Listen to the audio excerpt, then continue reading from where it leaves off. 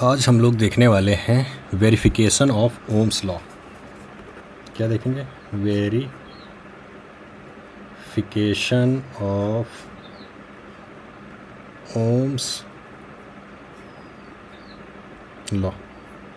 ठीक है, तो इससे पहले हम लोग लेक्चर में ओम्स लॉ पढ़ चुके हैं। आज हम इसका वेरिफिकेशन करेंगे। वेरिफिकेशन में चेक करके देखेंगे कि जो उन्होंने बताया था कि करंट वोल्टेज पर डिपेंडेंट करती है, current is directly proportional to voltage, voltage directly proportional to current, तो ये चीज़ वाकई में मतलब होता है कि नहीं होता, तो ये लोग हम आप वेरिफिकेशन करके देखेंगे। तो इसके लिए उन्होंने बताया, इसके लिए उन्होंने कंडीशन रखी हुई थी, मतलब ओम साहब ने बताया हुआ था, कंडीशन रखी हुई थी कि ये हर जगह ओम्स लॉ हर जगह फॉलो नहीं हो सकता। ये केवल कंडक्टर्स के लिए, उन्हीं कंडक्टर्स के लिए फॉलो होगा जो मेटल के कंडक्टर्स होंगे। कहाँ पे हम लगा सकते हैं? मेटल कंडक्टर्स में ही केवल हम ओम्स लॉ लगा सकते हैं। अब मेटल कंडक्टर कौन से होंगे? जिससे हमारा कॉपर का वायर हो गया, ठीक है, कॉपर का वायर मेटल कंडक्टर में आएगा। आयरन वायर हो गया, स्टील वायर हो गया, ठीक है, स्टील वायर, वैसे स्टील वगैरह का वायर ज़्यादा इस्तेमाल नहीं किया जाता है। एल्यूमिनियम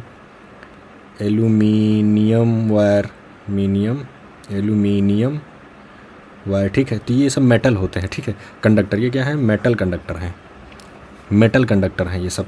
और अगर हम लोग बात करें कि दूसरे कंडक्टर क्या होंगे, तो करंट तो हमारे अंदर से भी चला जाता है ना, इंसानों के अंदर से भी चला जाएगा करंट, तो हम लोग भी कंडक्टर हुए ना। दूसरा गीली, या गीली हमारी वो लकड़ी, अगर हमारी लकड़ी गीली कर दी जाए तो उसमें भी चला जाएगा। वाटर में भी करंट चला जाता है, ठीक है, तो ये भी एक प्रकार के कंडक्टर हैं, लेकिन ये मेटल नहीं है, क्या है, लिक्विड फॉर्म में है, तो ये मेटल कंडक्टर हैं। तो ओम साहब ने बताया, ये ओम साइंटिस्ट जो थे उन्होंने बताया कि हमें केवल इसमें ओम्स लॉ लगाना चाहिए। किसमें उनका ओम्स लॉ फॉलो होगा? केवल मेटल कंडक्टर्स में, जितने भी मेटल कंडक्टर हैं उसके अंदर फॉलो होगा। उन्होंने पहली कंडीशन रखी।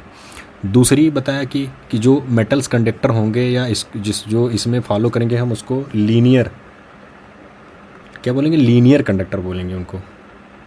ये हमारे सारे लीनियर कंडक्टर होंगे, या फिर इनसे जो बना सर्किट होगा वो लीनियर सर्किट होगा, ठीक है, तो हम केवल इन्हीं में रख सकते हैं।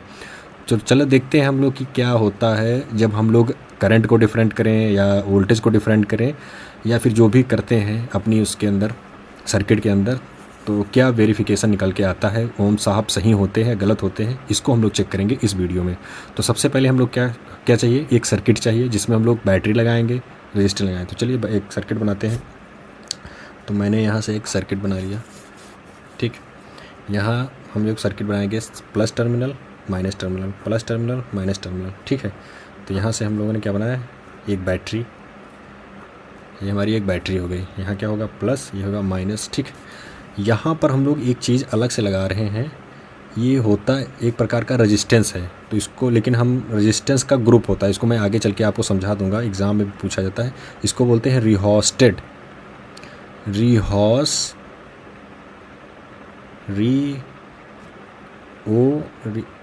रिहोस्टेट। स्पेलिंग थोड़ा आप लोग ध्यान रखिएगा, RHEOSTAT,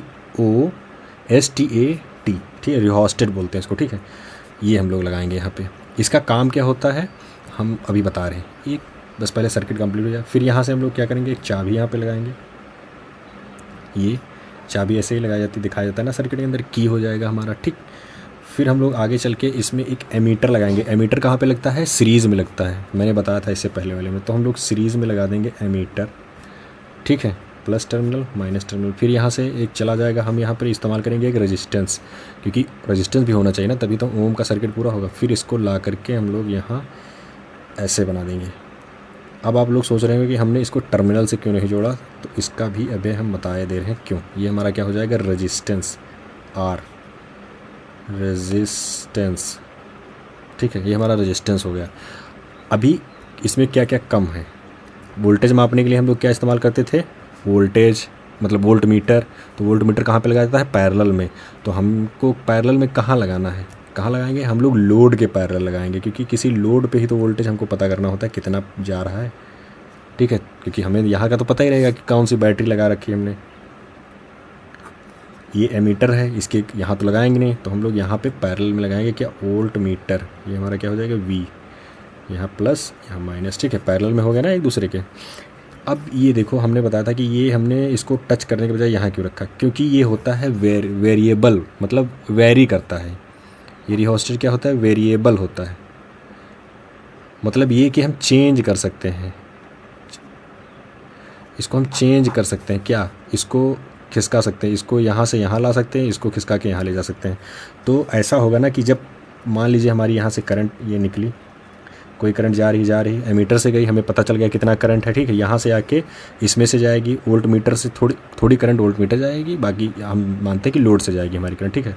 हमने लोड पे देखा, लोड से हमारी करंट आर से रेजिस्टेंस से होगी, तो ये रेजिस्टेंस है, ये क्या करेगा, करंट को खाएगा, मतलब कुछ रजिस्ट करेगा। उसी की वजह से हम लोग यहाँ पे देखेंगे कि वोल्टेज में कितना चेंज आया, कि हमने जितना वोल्टेज दिया था वहाँ पर वोल्टेज उतना है कि नहीं, ठीक। यहाँ पे वोल्टेज का चेंज देखेंगे, फिर हमारी आगे करंट यहाँ से आएगी, फिर हम लोग देखेंगे कि और कितना हमें कम करवानी है करंट। अगर हम लोग यहाँ पर रखेंगे, ठीक है, तो हमारा इतना रेजिस्टेंस पड़ेगा, इसको करंट मान लो यहाँ आई तो यहाँ जाने में इतना लगेगा। अगर इसी को हम लोग यहाँ पर रखेंगे तो केवल इतने ही जाएगा, मतलब यहाँ पर रेजिस्टेंस कम है, यहाँ से रेजिस्टेंस ज़्यादा हो जाएगा। तो जो वेरी करा सके रेजिस्टेंस को किसी सर्किट में, उसको हम लोग क्या बोलते हैं, रिहोस्टेट। ये एक प्रकार का डिवाइस होता है जो बनाया जाता है, ठीक है। समझ गए ना आप लोग क्या होता है ये? तो ये आपको एक्सप्लेन करना होगा जब आप भी इस क्वेश्चन को करेंगे, आपसे पूछा जाएगा, ये सर्किट बनाएंगे, सर्किट इसको हम बोलते हैं सर्किट टू, या फिर verification circuit of Ohm's law verification circuit, verification circuit, या लिख सकते हो circuit to verify Ohm's law, ऐसा सर्किट जो ओम्स लॉ को वेरीफाई कर सके, ठीक। तो ये हमारा हो गया सर्किट। अब आपको यहाँ से एक्सप्लेन करना है कि ये एक बैटरी लगी है, चाबी लगी है, की लगी हुई है, ठीक है। तो एक्सप्लेन करके लिखना होगा सबके बारे में। A battery had joint with the key and ammeter is joint with in series and a volt meter is connected in a parallel of resistance wire, या रेजिस्टेंस जो हमारा लगा हुआ है उसके पैरेलल में लगाएगा टू कैलकुलेट द वोल्टेज। फिर यहाँ से हम लोग ने एक रिहोस्टेट जोड़ा है ताकि हम वेरी करा सकें किसको, क्योंकि हमको एक ही वैल्यू नहीं देखनी ना, हमको कई वैल्यू देखनी, तो हम लोग इसको वेरी करा सकें, इसलिए रिहोस्टेट लगाएं ताकि हम रेजिस्टेंस को वेरी कराएंगे। करंट, बैटरी हमारी फिक्स हो जाएगी, करंट इसमें फिक्स हो जाएगी क्योंकि एक ही सर्किट है, ठीक है। यहाँ से जाएगी, यहाँ से चला जाएगा, लेकिन वेरी क्या करेगा, हमारा वोल्टेज वेरी करेगा। तो वोल्टेज जब वेरी करेगा तो हमारी करंट भी वेरी करनी चाहिए, ऐसा हम माना जाता है, मतलब माना क्या जाता है, ऐसा होना चाहिए। क्योंकि किसने बताया था, ओम साहब ने बताया था कि current is directly proportional to voltage, voltage is directly proportional to current. चलो देखते हैं हम लोग इसमें क्या होता है, ठीक।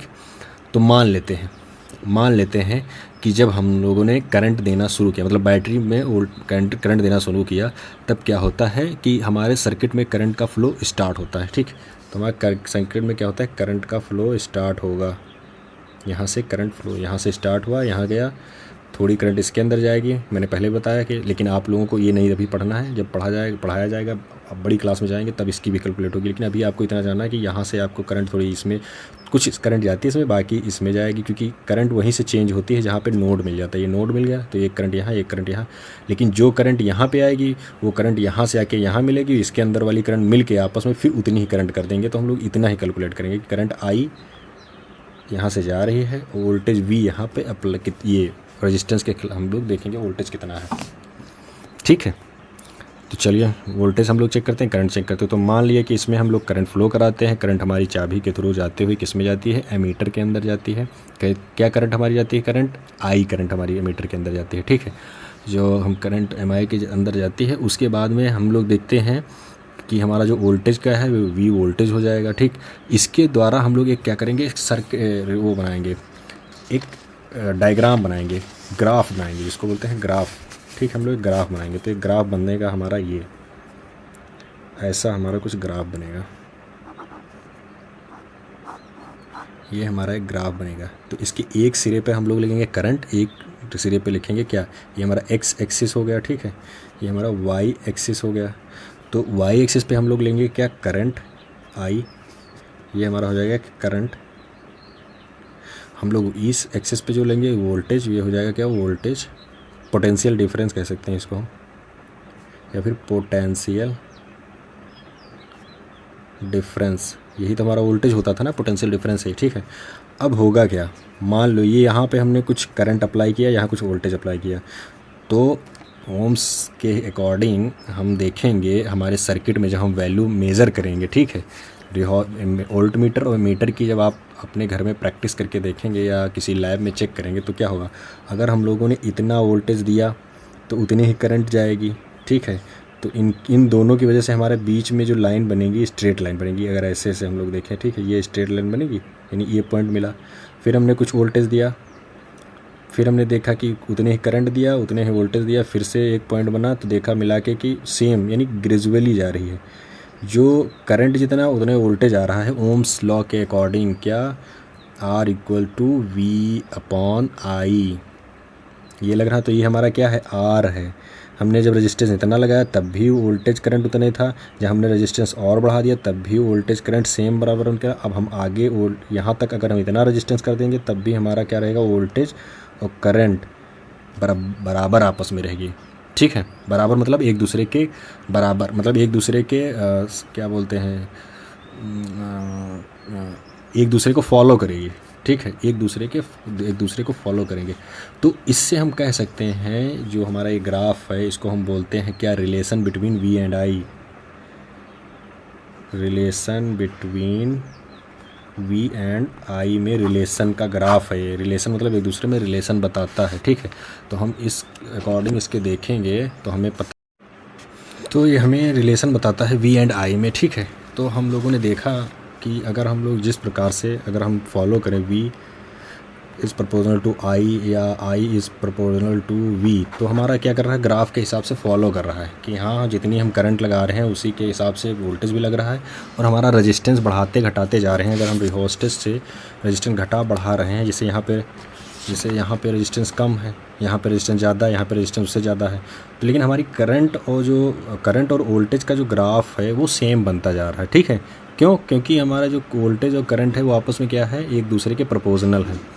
इसलिए हम कहेंगे कि हाँ ओम्स लॉ जो हमारा है वो फॉलो होता है। तो ये हमारा क्या हो जा रहा है, ये जो हमारी लाइन बनती है ऐसी करके, तो इसको लीनियर लाइन बोलते हैं। क्या, लीनियर मतलब एक सीधी लाइन। तो ये क्या है, कांस्टेंट हो जाती है। अगर कोई चीज़ लीनियर होती है ना, कांस्टेंट, तो हमारा जो लीनियर होती है तो आप लोग ने देखा होगा, तो ये हमारा क्या बनना है, कांस्टेंट। तो V एंड I हमारा क्या हो जा रहा है, कांस्टेंट। क्यों? क्योंकि ये लीनियर लाइन बना रहा है, ठीक है। लीनियर लाइन बनने की वजह से हम V एंड अपॉन I हमारा कांस्टेंट है, एक दूसरे के बराबर है, कांस्टेंट है, वेरी कर ही नहीं रहे, सेम ही सेम आते जा रहे हैं। तो इससे हम लोग कह सकते हैं, इस बात से, इस ग्राफ के से हम कह सकते हैं कि हाँ हमारा जो ओम्स लॉ है वो फॉलो करता है, ठीक है। फॉलो करता है किसको, ये लीनियर इक्वेशन को फॉलो करता है, या लीनियर इक्वेशन देता है। कौन, हमारा ओम्स लॉ। जो हमारी R है वो क्या बनता जा रहा है, ये R बराबर V अपॉन I हमारा अगर कांस्टेंट बनता जा रहा है, तो यानी कि R हमारा क्या रहेगा, कांस्टेंट रहेगा, ठीक है। R भी, लेकिन हमने R को ही वेरी करा के देखा, तो कांस्टेंट क्या बनना है, V अपॉन I का अनुपात। अगर V अपॉन I का अनुपात बनना तो R भी कांस्टेंट बनेगा, ठीक है। तो यानी कि अगर हम लोग कुछ भी चेंज करेंगे तो सब कुछ चेंज होगा, अगर कुछ भी नहीं चेंज करेंगे तो सेम वैसे ही ग्रेजुअली बढ़ता रहेगा। बस एक चीज़ में बढ़ाओगे, R बढ़ाओगे तो V और I भी बढ़ेगा, V बढ़ाओगे तो I भी बढ़ेगा, R भी बढ़ेगा, मतलब सब कुछ एक साथ चलेगा। बस इतना समझ लो, इस फार्मूले की वजह से ऐसा, मतलब ऐसा कह सकते हो, ठीक है। और यही उन्होंने बताया था। तो इससे हम लोग लास्ट में जो लाइन लिखी जाती है इसमें, जैसे हमने आपने सब कुछ फॉलो कर दिया, ये एक्सप्लेन कर दिया, सारे सर्किट को एक्सप्लेन कर दिया, फिर ग्राफ बनाया, ग्राफ को एक्सप्लेन कर दिया क्यों ऐसा हो रहा है, ठीक है। उसके बाद में आपको लास्ट में लाइन लिख लीजिए कि हैंस या thus the following current is directly proportional to potential of difference, यानी कि पोटेंशियल डिफरेंस के डायरेक्टली प्रोपोर्शनल है, यानी कि ओम्स लॉ फॉलो होता है, ठीक है। तो ये था हमारा वेरिफिकेशन ऑफ ओम्स लॉ। तो आपसे ये भी पूछा जा सकता है क्वेश्चन कि explain the Ohm's law and verify it. तो 6 नंबर या 3 नंबर में जो भी क्वेश्चन आएगा तो आपको ऐसे क्वेश्चन करने होंगे। तो आई होप आप लोग ये वेरिफिकेशन समझे होंगे। तो नेक्स्ट वीडियो में हम लोग देखते हैं दूसरा टॉपिक। तब तक के लिए नमस्कार, धन्यवाद।